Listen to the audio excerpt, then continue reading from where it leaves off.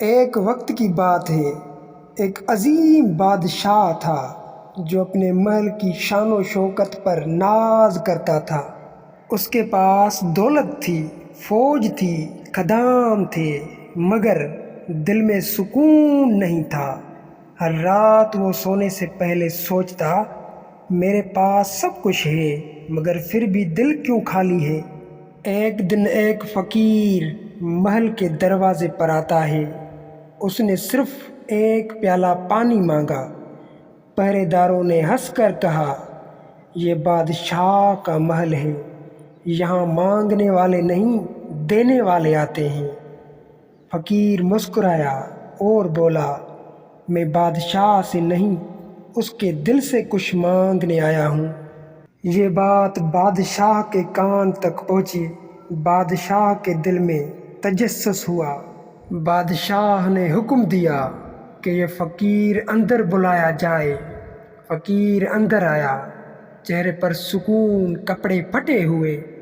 بادشاہ نے طنزیہ لہجے میں کہا، بتاؤ فقیر، تم میرے دل سے کیا مانگنے آئے ہو؟ فقیر بولا، میں تمہارے دل کا سکون مانگنے آیا ہوں، کیونکہ لگتا ہے تمہارے پاس سب کچھ ہے مگر دل خالی ہے۔ یہ سن کر بادشاہ چونک گیا، کیونکہ پہلی بار کسی نے اس کی اندرونی حالت پہچان لی تھی۔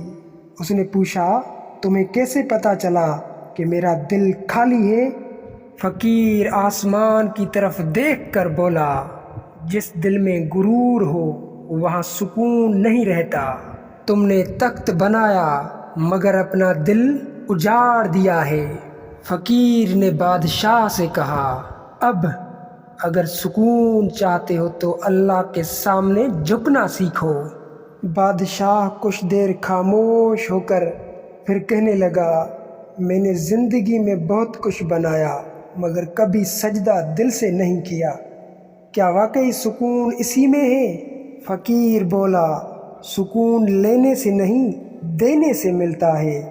تم اپنے خزانے غریبوں اور مسکینوں میں بانٹ کر دیکھو، تمہارے دل کا بوجھ ہلکا ہو جائے گا۔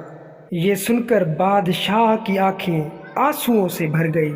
اس نے محل کے دروازے کھول دیے اور غریبوں میں صدقہ بانٹنا شروع کیا۔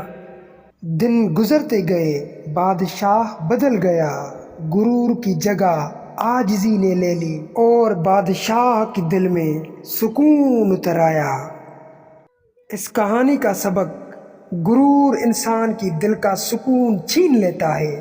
اصل بادشاہ وہ نہیں جو تخت پر بیٹھے، بلکہ اصل بادشاہ وہ ہے جو اپنے دل کو اللہ کے آگے جھکا دے۔